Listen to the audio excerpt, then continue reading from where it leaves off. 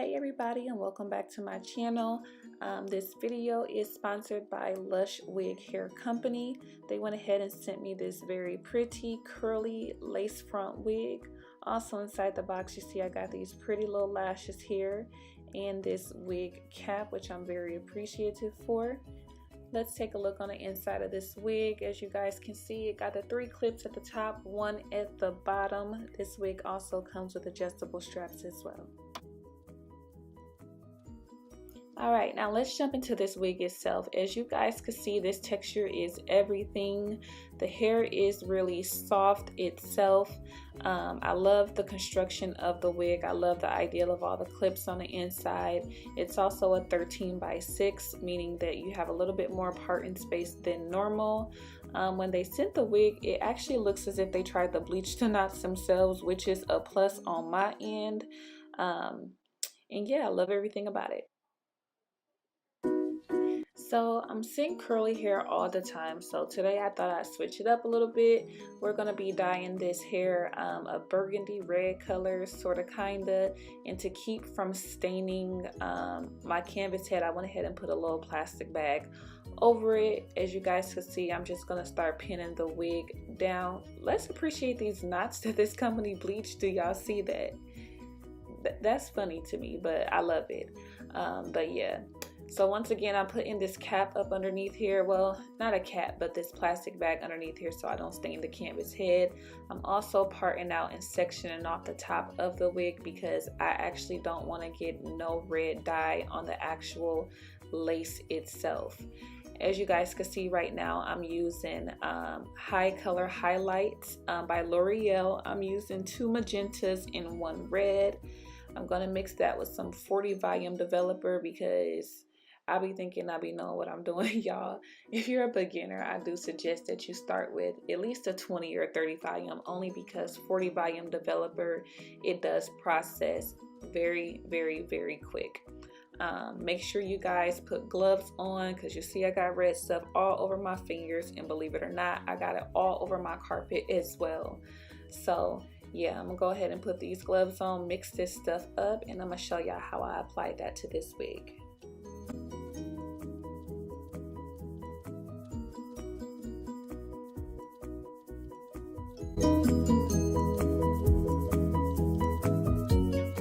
Alright, so right now I'm using a little wig brush to go ahead and distribute that evenly all throughout the hair.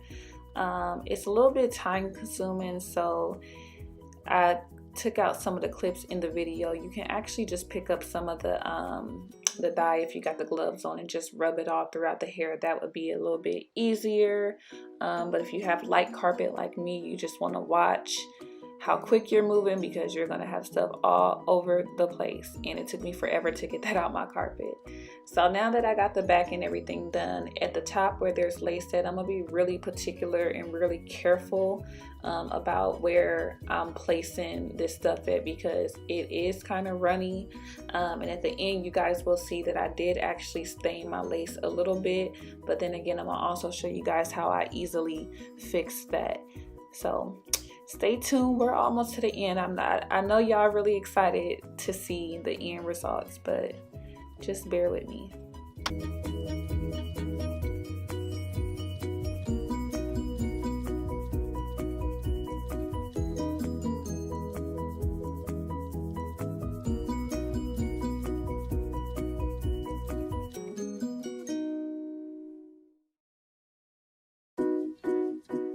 And right now I'm just rubbing it all throughout the ends to ensure that everything is smothered and covered. Okay, now downstairs I'm going to be using my silicone mix shampoo and my silicone mix conditioner to go ahead and rinse all of this dye out of this hair.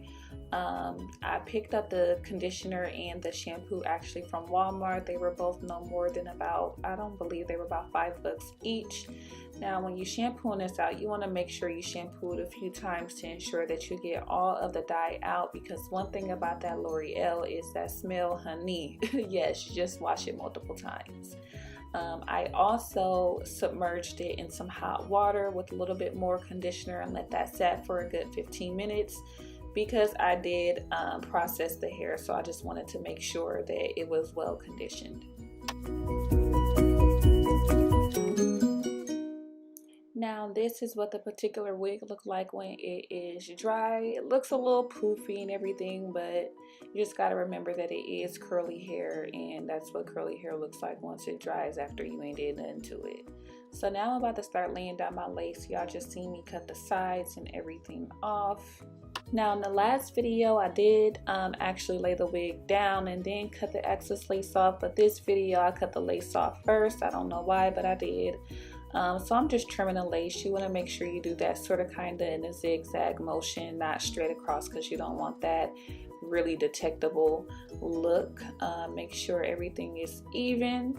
I'm gonna pull that back now. If y'all want me to do a video on how I do my ball cap, just leave that in the comments. There's so many videos circulating around YouTube with that, so didn't really see a reason to, but I'm gonna go ahead and add my Isha lace glue using my popsicle stick. I'm gonna do 2 layers because once again, my wigs, I only leave them on for a couple days at a time. I don't need a super strong hold. So I'm gonna go ahead and put 2 layers of that. Each layer turn clear in between, and then I'm gonna go ahead and lay this lace down.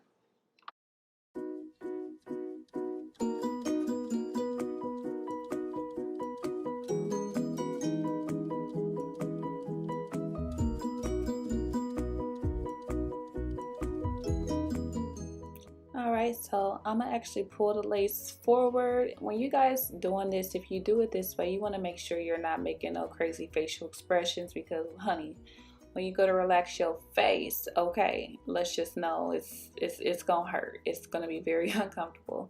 So I'm gonna just lay this lace down using my fingers. A lot of people are against using your fingers, but if you rub a little bit of rubbing alcohol on your fingers before you do it and get all the dirt and oil out of your fingers, you will be okay.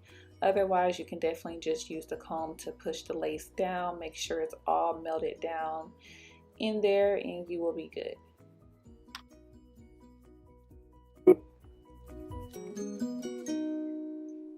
And right now I'm just cutting off the little excess lace that's sticking up a little bit. You want to make sure everything is laid down. If it's not laid down, hey, it got to go for real. So yeah, just make sure if you want to have a clean, sleek frontal install, to make sure everything is laid down at the front.